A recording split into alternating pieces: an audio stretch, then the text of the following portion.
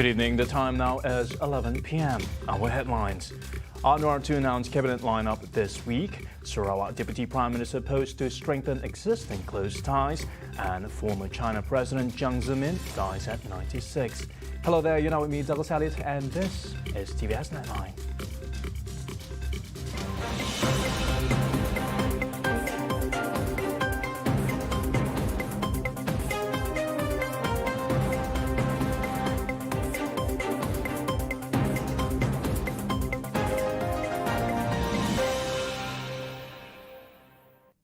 We begin with a top story. After a week of being sworn in, Prime Minister Dato Sri Anwar Ibrahim is expected to announce his cabinet lineup within this week, with some reports said that could be announced tomorrow. For the swearing-in ceremony to take place before His Majesty Al Sultan Abdullah Riyadhuddin Al Mustafa Bil Shah before the weekend. Now, this comes amid speculations that Anwar had presented the list of cabinet lineup before the king during his first audience as Prime Minister on Tuesday. Earlier, it was reported that Anwar's cabinet size would be reduced to just 25 portfolios compared to 31 before, and that the three main component coalitions, namely Pakatan Harapan PH, Barisan Nasional BN and Gabungan Parti Sarawak GPS, will be consulted over the appointments.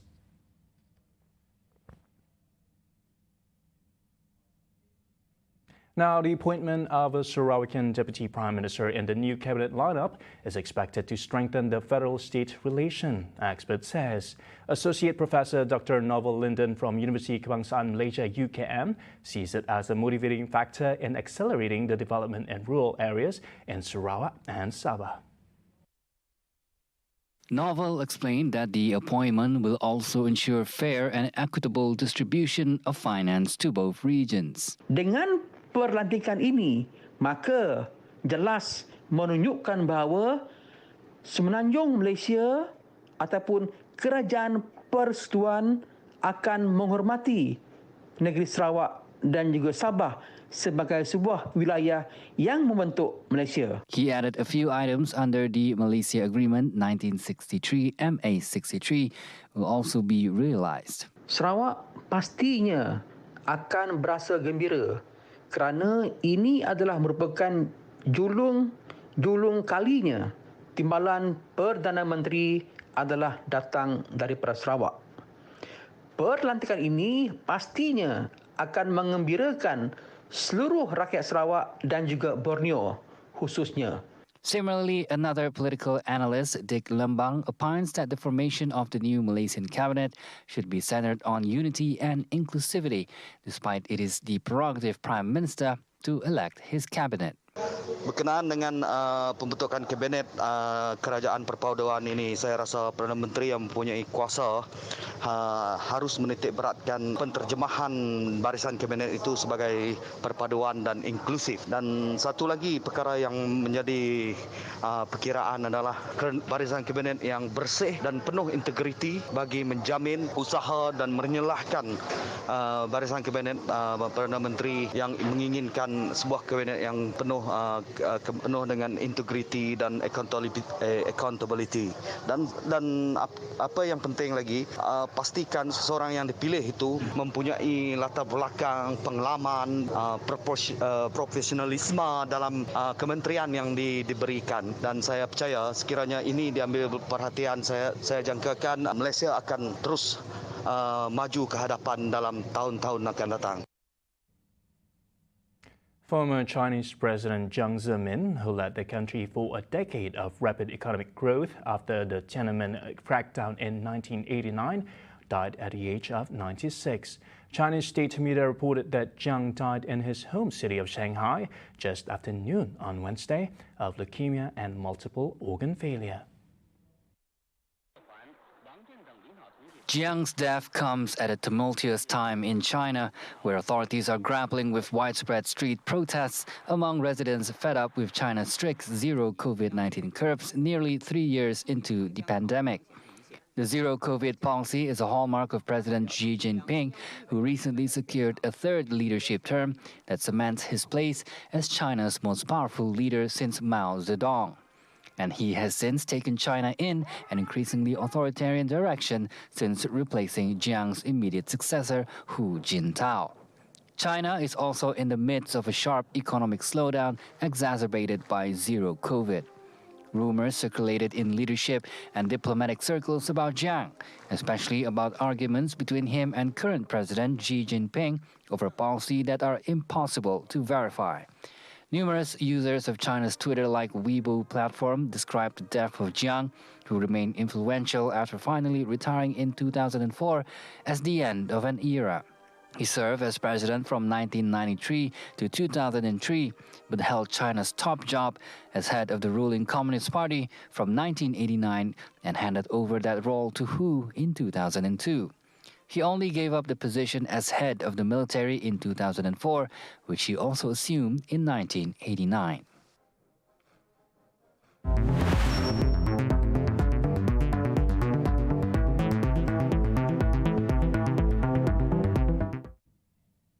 The third Sarawak Tourism Master Plan 2021-2035 will play a vital role in the tourism sector.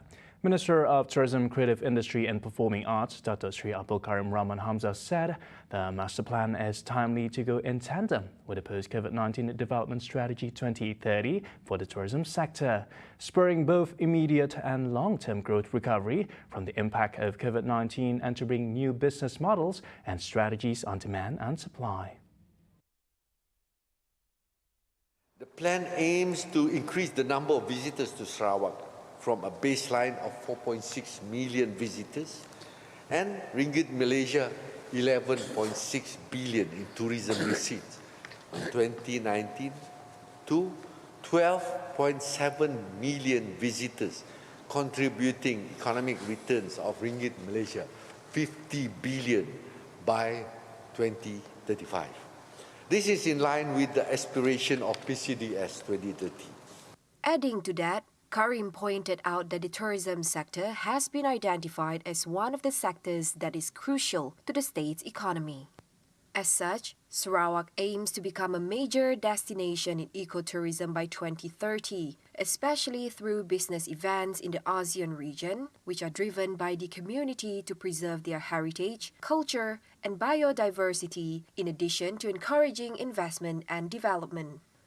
Meanwhile, the Ministry of Tourism, Creative Industry and Performing Arts has set its sight on achieving a target of 3 million visitor arrivals to Sarawak next year. Karim added that with the goal, the ministry aims to generate about 7.25 billion ringgit in tourism receipts. Adding further, he said that the goal is in line with the performance and trends over the past few months. While international tourism slowly bounces back, domestic tourism will continue to drive the recovery of the state tourism industry. Meanwhile, Karim is confident that Sarawak will receive an estimated 1.8 million visitors by the end of the year, surpassing the target of 1.2 million visitors for this year. On another note, he said as of January to October this year, visitors' arrivals into the state increased by 1,118.41% to 1,378,017 as compared to the same corresponding period in 2021. After the unprecedented decline in the year 2020 and 2021, international tourism is expected to continue its gradual recovery in the year 2022 as an increasing number of destinations ease or lift travel restriction. He said this in his ministerial winding-up speech at the State Legislative Assembly Dune sitting today, November 30th.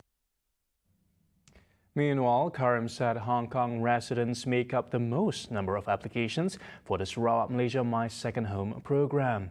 He said since it was improved, 5 countries have applied, namely Hong Kong, the United States, the United Kingdom, Singapore and Japan. For the past 16 years, that is from the year 2007 until 2022, we have approved a total number of 1,689 participants. Since the implementation of the Sarawak Malaysia My Second Home Enhanced Requirement and Regulation in 2022, a total of 356 applications have been approved, which indicated a big jump of 1,218.52% compared to the same corresponding period in the year 2021. He elaborated that these applications comprise 58 residents from Hong Kong, 54 from the United States, 49 from the United Kingdom, 38 from Singapore, and 32 from Japan. He added that the program has been improved through some new requirements effective September 1st, 2022. SMM2H is a program under the Ministry of Tourism, Creative Industry and Performing Arts Sarawak that aims to attract qualified foreigners to live in Sarawak via the Malaysian entry visa.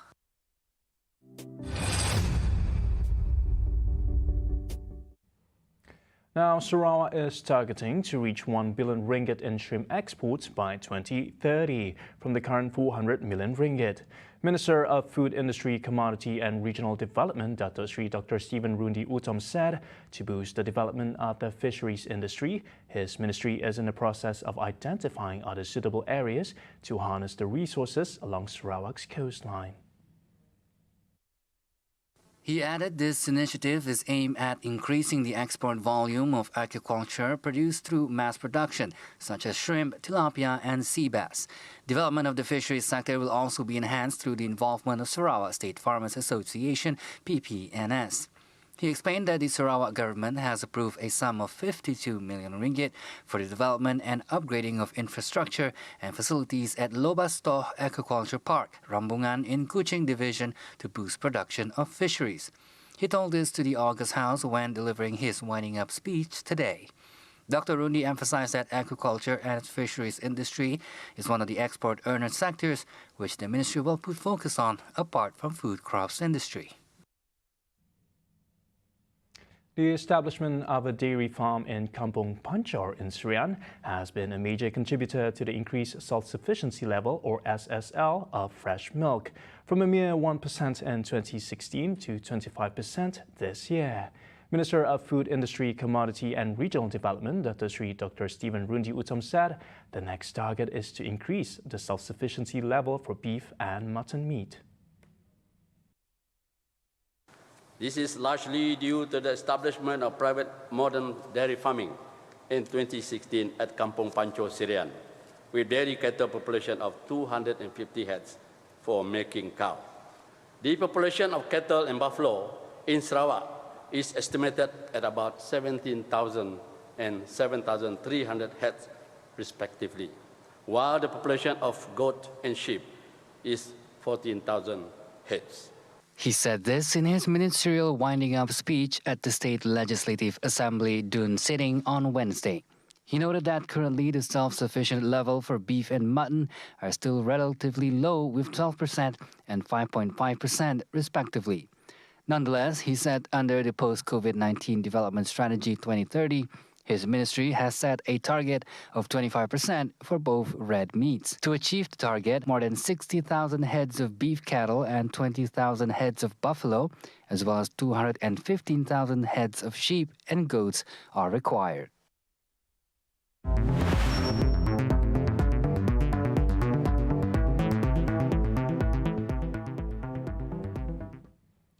Right, still to come, after 2 years, the Miri City Christmas Parade returns, and COVID-19 protesters clash with police in Guangzhou, China.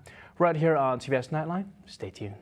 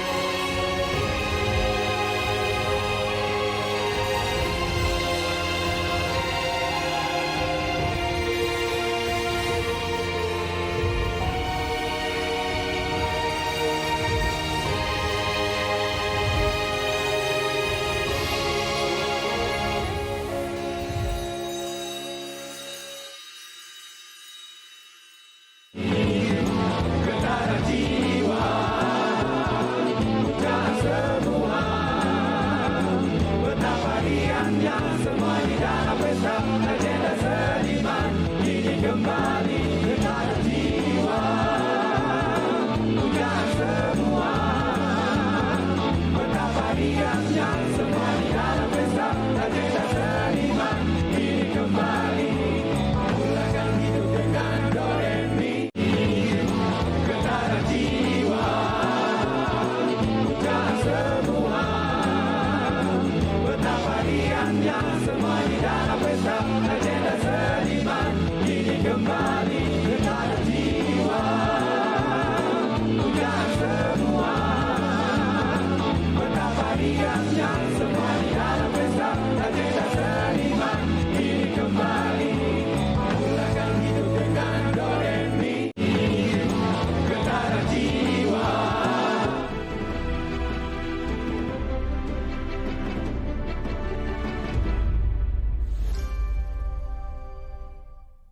You're watching TVS Nightline.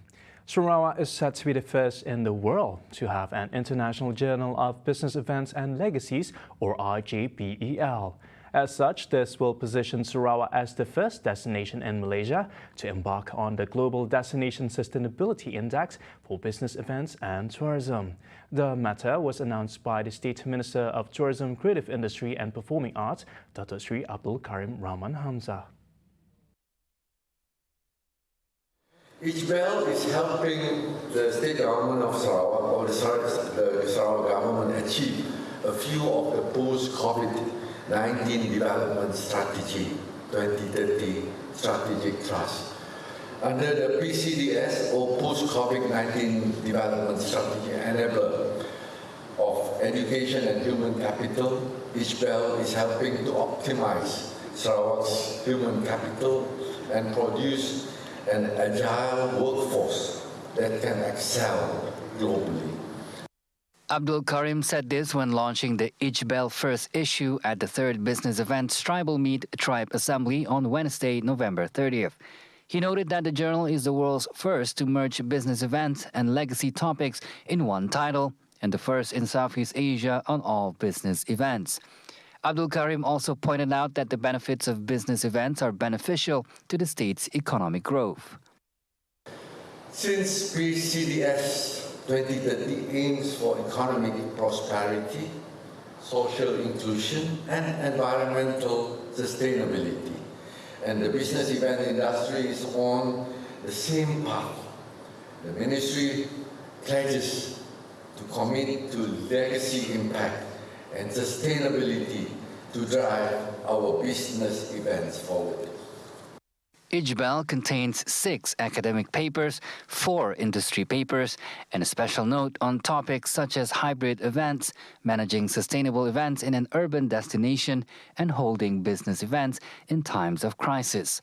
The journal is a collaboration between B Sarawak, the Ministry of Tourism, Creative Industry and Performing Arts, Curtin University Malaysia, Curtin Malaysia, University Technology Mara UiTM Sarawak, International Congress and Convention Association ICCA, and Sarawak Research Society.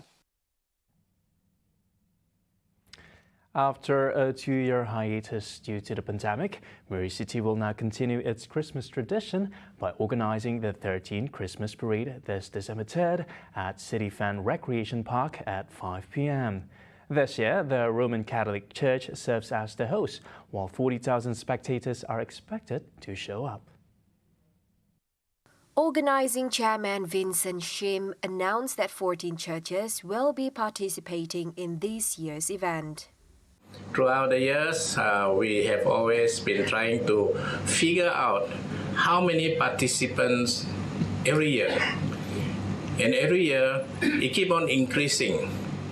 So just because of the outcome of the 2 years of the MCO, then we hope with great faith that we will still attend the mark of 40,000 people who will walk and together stand on the website to welcome the very event and start to enjoy the hospitality of the city. The parade route will start at Miri City Fan through Sylvia Road, Brook Road, Bendahara Road, Nakhoda Gampa Road, South Yuseng Road, North Yuseng Road, Datuk Merpati Road, Kipas Road, and back to Miri City. Special appearances include a foreign delegation from the Philippines led by La Trinidad Mayor Romeo K. Salda, who visited Miri from December 2nd to December 6th in efforts to bolster cooperation in tourism, culture and agriculture for the cities of Miri and La Trinidad. The annual event began in 2008 with the aim of making it one of the highlight events of Miri City. It is included in the Sarawak Almanac as a tourist attraction based on popularity and its uniqueness. Malaysia's official reserve assets amounted to over 470.5 billion ringgit as of end October 2022, in accordance with the International Monetary Fund's special data dissemination standard format. In a statement released today, Bank Negara Malaysia (BNM) said other foreign currency assets stood at 26 million ringgit. The central bank said the detailed breakdown of international reserves provides forward-looking information on the site, composition and usability of reserves and other foreign currency assets, and the expected and potential future inflows and outflows of foreign exchange of the federal government and BNM over the next 12-month period. BNM said, in line with the practice adopted since April 2006, the data excludes projected foreign currency inflows arising from interest income and the drawdown of project loans. Meanwhile, the projected foreign currency inflows amount to $1.94 billion in the next 12 months. BNM said the only contingent short-term net drain on foreign currency assets is government guarantees of foreign currency debt due within 1 year, amounting to $399.4 million.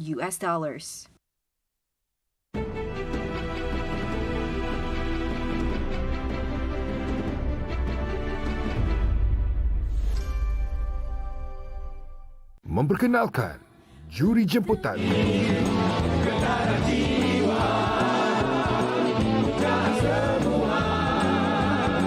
Betapa riangnya semua di dalam pesta agenda seniman ini kembali ketara jiwa. Pujian semua. Betapa riangnya semua di dalam pesta agenda seniman ini kembali. Mulakan hidup dengan do re mi. Ketara jiwa. Pujian semua. Betapa riangnya semua di dalam pesta agenda seniman ini kembali ketara jiwa.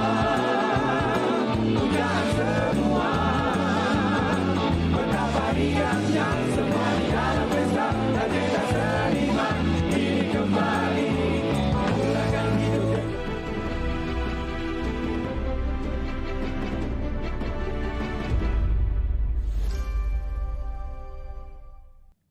Thank you for staying with us. Now, in China, several video footage online showed large numbers of riot police and personal protective equipment carrying shields and patrolling the streets in Guangzhou, accompanied by riot vans, after a string of demonstrations escalated over the weekend against the country's stringent COVID-19 lockdowns.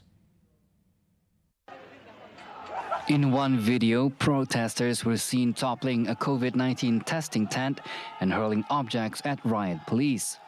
U.S. government-funded China Dissent Monitor estimated that at least 27 demonstrations took place across China from Saturday, November 26 to Monday, November 28, while Australia's ASPI think tank estimated 43 protests in 22 cities. Over in Beijing, residents expressed their support and understanding for the protests against COVID-19 restrictions that happened a few days earlier in several cities in China. Some residents said the lockdown measures were unnecessary and there is no need to quarantine whole neighborhoods. The protests on the mainland were triggered by a fire in China's Xinjiang region last week that killed 10 people who were trapped in their apartments. Protesters said lockdown measures were partly to blame, though officials deny it. The policy has kept China's death toll much lower than many other countries, but it has come at a cost of long spells of confinement at home for many millions and damage to the world's second biggest economy. South Korea's military said it scrambled its fighter jets as 2 Chinese and 6 Russian warplanes entered its air defense zone on Wednesday. The 2 Chinese H-6 bombers repeatedly entered and left the Korea Air Defense Identification Zone of South Korea's southern and northeast coast starting at around 5:50 a.m. local time. Seoul's Joint Chief of Staff, JCS, said they re-entered the zone hours later from the Sea of Japan, together with the Russian warplanes, including Tu-95 bombers and Su-35 fighter jets, and left after 18 minutes in the Cadiz. The JCS added the country's military dispatched Air Force fighter jets ahead of the Chinese and Russian aircraft's entry of the Cadiz to implement tactical measures in preparation for a potential contingency. However, it said the planes did not violate South Korea's airspace. Moscow does not recognize Korea's air defense zone. Beijing said the zone is not territorial airspace, and all countries should enjoy freedom of movement there. Now, meanwhile, Tokyo's defense ministry said in a press release that Japan's Air Self-Defense Force also scrambled fighter jets after the Chinese bombers flew from the East China Sea into the Sea of Japan, where they were joined by 2 Russian drones. China and Russia have previously said their warplanes were conducting regular joint exercises. In August, the JCS reported Russian warplanes entering the Cadiz, 3 months after Chinese and Russian aircraft made an incursion in May. And wrapping up Nightline tonight, 3 Chinese astronauts arrived on Wednesday at China's space station for the first in-orbit crew rotation in Chinese space history. They will assume operation after a second inhabited outpost in low Earth orbit after the NASA-led International Space Station.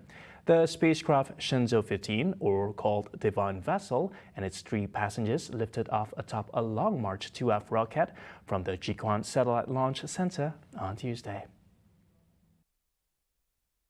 Shenzhou 15 was the last of 11 missions, including 3 previous crewed missions needed to assemble the Celestial Palace, as a multi-module station is known in Chinese.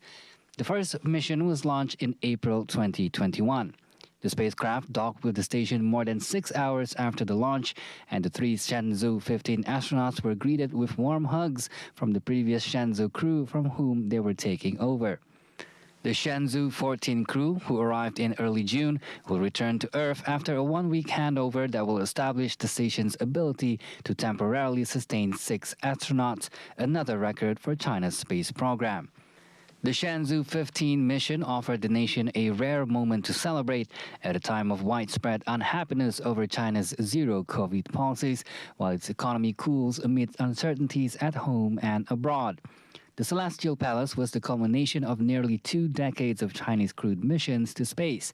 China's manned spaceflights began in 2003, when a former fighter pilot, Yang Liwei, was sent into orbit in a small bronze-colored capsule, the Shenzhou 5, and became China's first man in space and an instant hero cheered by millions at home. See the world closer with TVS as we bring you the latest news update, both locally and internationally. More headlines anytime at tvstv.my or follow us on our social media. And that's all the time we have for TVS Nightline. My name is Douglas Elliott. Thank you for watching.